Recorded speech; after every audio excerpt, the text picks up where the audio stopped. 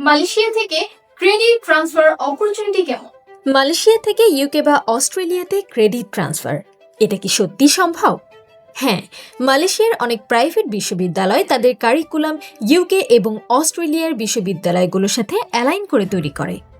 কিছু ক্ষেত্রে থাকে পুরো ডিগ্রি মালয়েশিয়ায় পড়েও ইউকে বা অস্ট্রেলিয়া ইউনিভার্সিটির সার্টিফিকেট পাওয়া যায়। আবার 2 বছর মালয়েশিয়ায়, শেষ 1 বছর ইউকে বা অস্ট্রেলিয়াতে, কিংবা 1 বছর মালয়েশিয়া, বাকি 2 বছর ইউকে বা অস্ট্রেলিয়া পার্টনার ইউনিভার্সিটিতে। এগুলোকে বলা হয় ক্রেডিট ট্রান্সফার বা টুইনিং প্রোগ্রাম।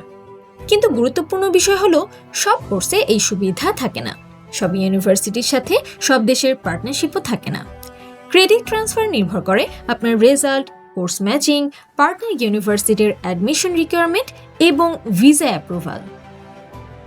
এছাড়া ইউকে বা অস্ট্রেলিয়াতে গেলে সেই দেশে টিউশন ফি এবং লিভিং কস্ট প্রযোজ্য হবে। মানে মালয়েশিয়া হচ্ছে একটি কস্ট ইফেক্টিভ স্টার্টিং পয়েন্ট, কিন্তু শেষের অংশে খরচ বাড়বে। সুতরাং এটা কিন্তু কোনো শর্টকাট নয়, এটা একটি স্ট্র্যাটেজিক একাডেমিক রুট।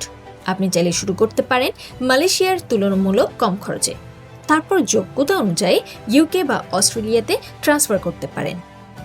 আপনি কি মালয়েশিয়া থেকে ইন্টারন্যাশনাল পাথওয়ে নিতে চান? তাহলে আগে রিসার্চ করুন, তারপর সিদ্ধান্ত নিন।